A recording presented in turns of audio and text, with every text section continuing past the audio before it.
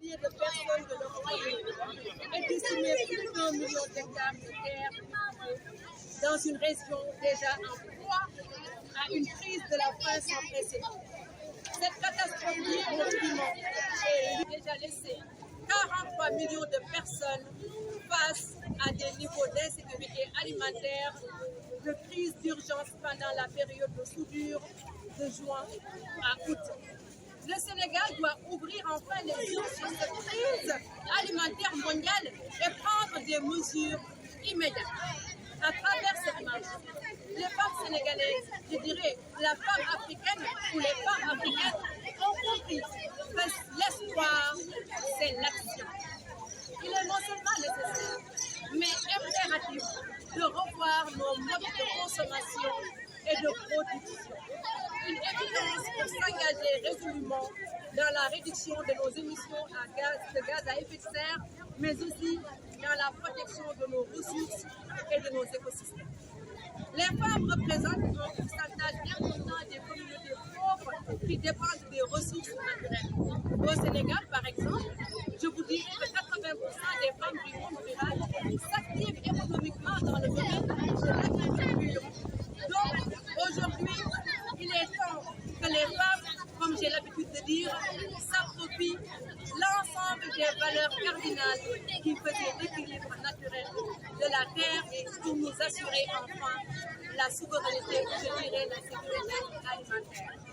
Une transformation pérenne ne pourra se réaliser qu'à travers l'implication massive de la jeune féminine, véritable actrice du changement sociétal, afin de bâtir un avenir dans lequel chacun aura un accès régulier à une nourriture de bonne qualité et en quantité suffisante, de renforcer la résilience locale face aux effets qui contribuent à restaurer les terres, à la masculinisation de la terre.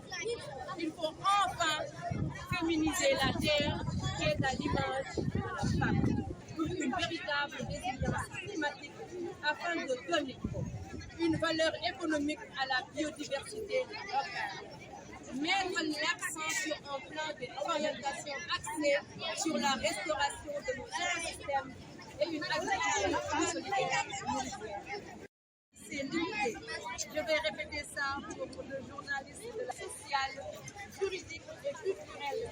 Elles ont un accès plus difficile que les hommes à la terre et surtout aux ressources productives et financières, mais aussi à l'éducation, à la santé, à la vulgarisation rurale, au marché, aux initiatives d'adaptation au climat et aux opportunités d'emploi, à raison d'un modèle économique libéral hors de contrôle qui a atteint ses limites.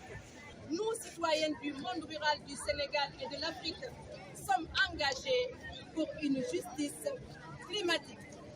Au moment où il sera question dans quelques jours de trouver des mécanismes de financement sur les pertes et dommages lors de la COP27, la crise alimentaire, ou je dirais tout simplement la pandémie de la faim se prépare en Afrique et se présente sous une autre forme plus insidieuse, celle d'une accentuation des inégalités et d'une paupérisation des producteurs et productrices avec des conséquences à long terme très préoccupantes sur leur accès à l'alimentation.